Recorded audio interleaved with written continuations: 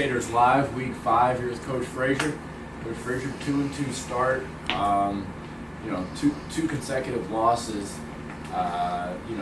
This is a team that has not faced much adversity the past couple of years. I think our record over the past 3 seasons now is 25-3.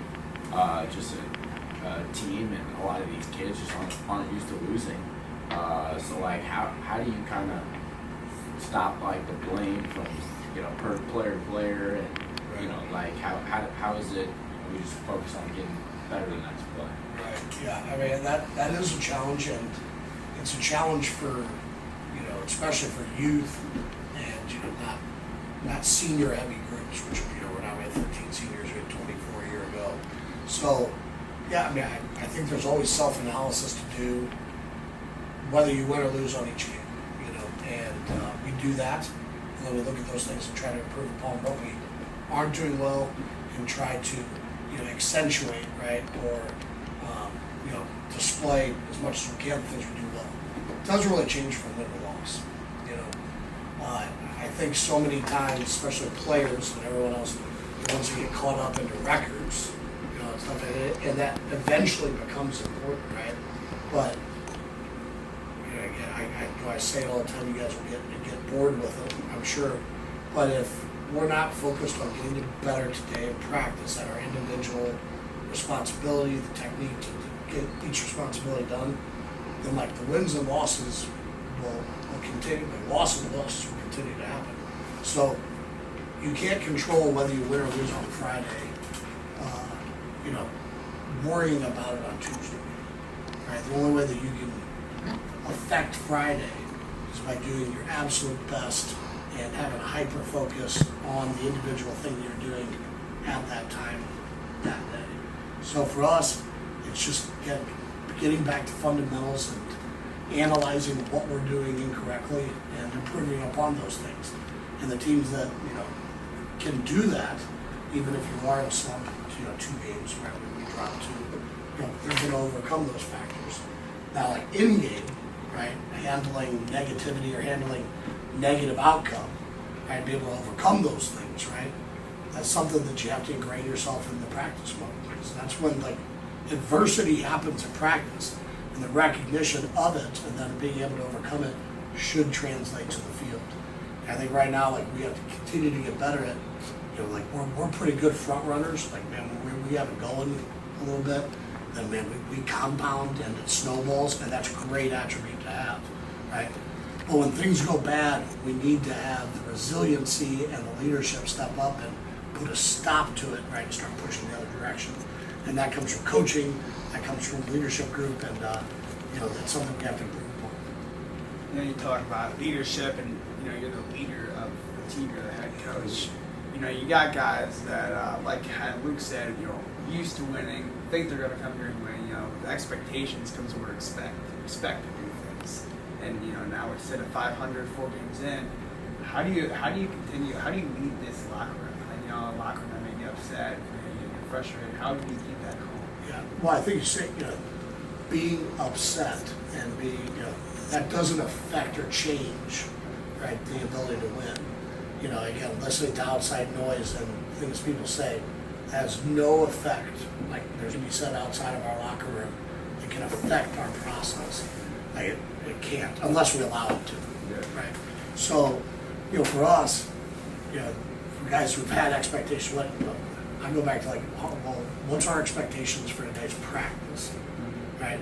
And if we have expectations for today's practice about getting better at our individual things, it's going to translate to Friday. So you can't think far ahead. You can't think long-term goal, right? It's all about trying to, look at it in the smallest scope as possible, and then from there, long-term starts to look better. So penalties can obviously kill momentum.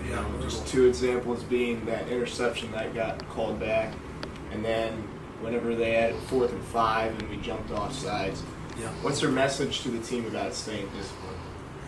Yeah, again, I think that comes with a little bit of youth, right? Comes with lack of ability to focus on, the threats of it. So, it's a practice thing. It's obviously there was some undisciplined action, whether it be emotional, right, or whether it be assignment issues or really unforced errors, right, that we had. So those are things that we have to curtail, right? Like, and best way to do is like, we made a mistake, learn from it, now can't make that process again. So I think that's the big thing for us, and then really analyzing the key to the emotional fouls, right?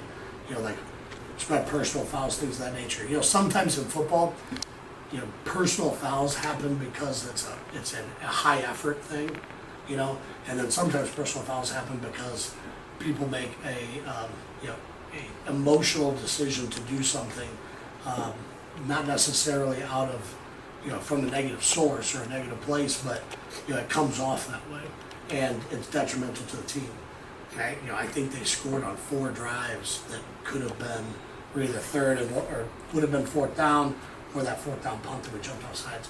So you can see like that's game changing stuff for sure.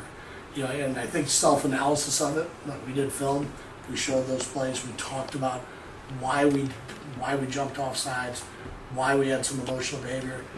Doing self-analysis and saying, hey, like, we have to improve upon these things, right, for us to be successful going forward. And that's what you expect going forward. I wanted to switch over to highlight a young guy that had a pretty good game. Kyle Watkins, sophomore receiver, 3 receptions for 91 yards and a 65-yard touchdown. What's it like to see a young guy like that who maybe didn't have the spotlight going into the game have a good game like that? Yeah, no, I think he's got a bright future. We really like his work ethic, like his route running ability. Actually, he's a pretty, he's a plus blocker for us in our room right now, compared to some of our other guys. So, yeah, really like his effort level. It's so, with Bolden and Thompson on the outsides, there's going to be a lot of attention paid to them in certain areas, right? But just because of, they present as bigger, faster receivers even maybe, right? So there's going to be opportunities for guys to step in those smaller windows, especially going across the middle, doing some of the things that Watkins did. And look forward to his continued success. Really happy, great kid, great player. So Coach, on the defensive side of the ball, it seems like we're having trouble stopping the run. Or pass, just a pass. But Mount Vernon's another team that's got 2 kind of athletic running backs, and For sure. they're run dominant. That's kind of their identity. Yep. So how do we kind of contain that Yeah. this week? They're in that gun T system, and they have a good coaching staff, and they're good at running it, right? I think for the speed that they have, they're a little bit smaller up front, but they run a good system that they've been, at least in part running for some time now. So for us, we have to win at the line of scrimmage. I think we will be able to present some size challenges for them in some spots, but we have to win the line of scrimmage. There has to be movement there, and we have to be able to consistently set an edge against these the speedy backs. Like if we're not effective at edge setting and then moving the line of scrimmage, then we're going to struggle. So there's a lot of different intricate technique things that we can talk about, but at the end of the day, are we going to be more physical when we move line of scrimmage? Are we going to set an edge? And are we going to tackle? Because we struggled tackling. We left our feet. I can show you this. I think we had 9 plays where players literally left their feet to go tackle. Something we don't drill. Something historically, all top football players, that's like the one thing you don't do. We don't leave our feet to tackle right in the progression into it. So uncharacteristic stuff. We drill it every day. Then that's one of those deals. Like we got to take our drill work and make that progress into our play, and that didn't show last week. So that's a frustrating thing for coaches, and we got to make sure that we're communicating that more effectively to our players. And we're hoping we have this week. And we're hoping that we establish a line of scrimmage, setting edge. Let's go run, be fast, and tackle well. Those are the keys. Yeah, you always like to talk about what's going on today and the goal for practice today. But as we're 2-2, does playoffs at all kind of creep into your mind about what we got to do to make the playoffs? Yeah, not even a little bit. No. Yeah, no. Even if you want to go back to last year with that group when we were 4-0 now, didn't care at all, right? Because it's easy for everyone else to think about, but like I'm not that smart. I have to think about Thursday because I know if we have a good Thursday, today's our interviews on Thursday, then it's going to have a direct effect on Friday. If I think about anything else beyond that, it could be detrimental to our focus on Friday. So it's really easy to say, hard to do, right? But there's by us thinking about anything beyond that, it can only negatively affect the process. It's not fun. It's not a catchy thing to say, right? But for us, man, if we can focus on those things, it all takes care of itself. Luke mentioned those two fast running backs. Mount Vernon's a pretty athletic team compared to last week. Marion's more physical, bigger team. What changes in the game plan to where you're playing, maybe a more athletic team versus a bigger and physical team? Well, yeah. I mean, stylistically, on offense, they're pretty divergent, right? One was against us was mostly 10 personnel, a little bit of 20, but they were trying to spread the field and then eventually attack us vertically. Yeah. And Mount Vernon's going to do that some. They have a couple guys who can stretch it, but they do it from more heavy set formations, right? With a tight end and two backs. We're going to get if we're going to get stretched, it's going to be from the backfield a little bit. Number 5 lines up in the slot, and he's going to do some seam work, and then running rail or wheel routes on the outside. We know that there's some vertical guys that can threaten us. It's just coming from a totally different place. So, and like their MO and their identity, like you said, is like they want to establish the run and then be able to do some of those things in play action.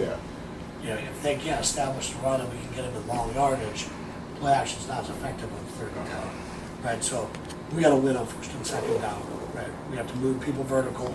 We got to set edges, and we got to run the ball down. So dropped 2 straight losses. You play a team in Mount Vernon that Collinsville already beat this year, and we play Collinsville next week. So how important is it sending a message this game, maybe a dominant win, to let Collinsville and everybody else know that last 2 weeks were just a fluke? Yeah, I think all you can do is control what you can control right now. So whatever message Colin, we have to have a really good pregame practice getting ready for Mount Vernon, and the message to Collins will be what the message comes. It'll be a totally different week, a totally different plan, all that stuff. So this, our group, I think we're keenly aware that for us to be good, we better be hyper focused at the task at hand in the individual, period, in the individual, day, individual game. So we can't look forward to that. We have to take care of pregame today and then be ready for our game on Friday. So offensive and defensive player for this week, who you got? Let's see here. Okay. I'm going to go, I think our quarterback's going to have a big game, Jaden Ellington. I have high expectations for him in this setting. He'll be doing some different stuff. I'm looking forward to it. Defensively, let's see here. I'm thinking like game-changing stuff that the guy's going to make plays is going to be Lauren Green, senior, number 22. Those will be my 2 picks. Lawrence had a couple interceptions this year. Yeah. I think we put him in some spots this week where, as far as turnover potential, stuff like that, he's in the right area. About halfway through the year, what's your grade so far? If you're going to give a letter grade on our team so far this year, what would it be? Yeah, I don't get into that because I just look at each individual week. So, last week, F. We really didn't execute well. And that, like, when I talk about the team, I talk about us as a program, coaching staff, down to players. We had flaws across the board that we had to fix, right? And, I think we've addressed all those things. We're in a real positive place after the last 2 days of practices. Last 2 days of practice, we went, starting offense, we're starting defense, really hyper competitive practices. We didn't, add scout team components like we normally would.